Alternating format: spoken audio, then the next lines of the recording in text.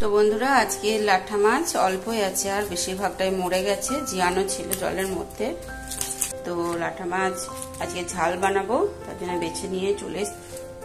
তো এই লাঠা মাছের ঝাল খেতে তো অসাধারণ লাগে।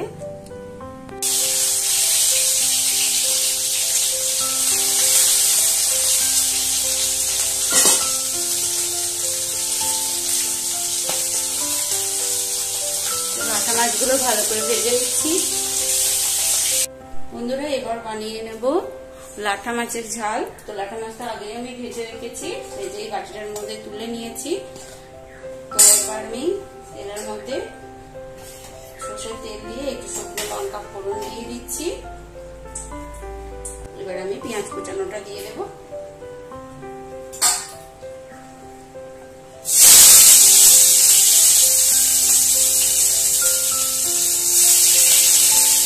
সামান্য পরিমাণ রসুন আমি বের করে নিয়েছি, ওই রসুন আমি একটু দিয়ে দিলাম।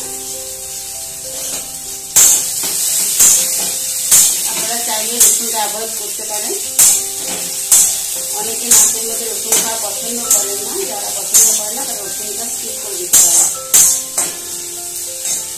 তো বন্ধুরা, পেঁয়াজটা ভাজা হয়ে গেছে, এবার আমি টমেটোটা করে দিলাম।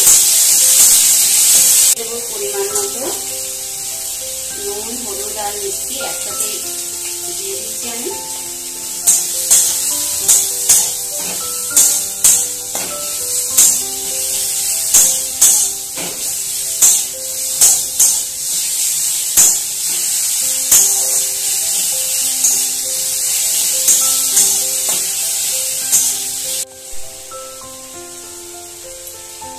তো বন্ধুরা, টমেটোটা খুব ভালোভাবে ভাজা হয়ে গেছে।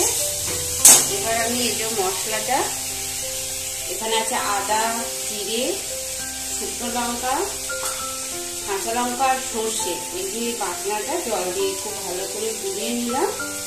এর মধ্যে সামান্য পরিমাণ হলুদও অ্যাড করে দিয়েছি। এবার আমি উপর থেকে এভাবে করে দিয়ে দিচ্ছি। তো পুরো মশলাটা আমি মিশিয়ে দিলাম। তো বন্ধুরা, মশলাটা খুব ভালোভাবে ফুটে গেছে। এবার আমি মাছগুলো অ্যাড করে দিচ্ছি এর মধ্যে।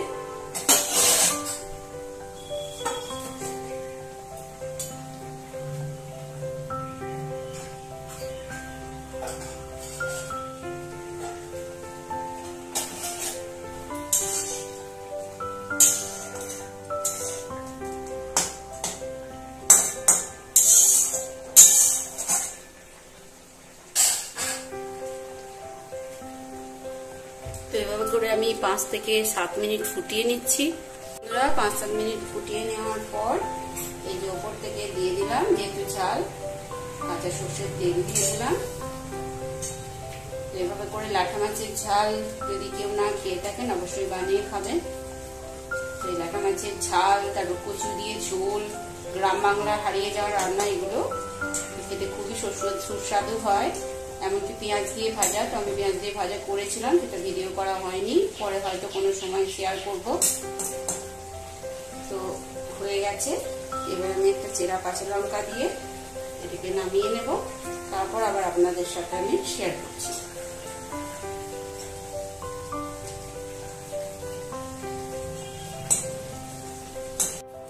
তো বন্ধুরা, এই যে বানিয়ে নিয়েছি লাঠা মাছের ঝাল। তো খুব লোভনীয় দেখতে হয়েছে। তো আপনাদের কেমন লাগলো অবশ্যই কমেন্ট করে জানাবেন, আর পাশে থাকার অনুরোধ রইল। তবে আজ এই পর্যন্ত। সবাই খুব ভালো থাকবেন, সুস্থ থাকবেন। ধন্যবাদ।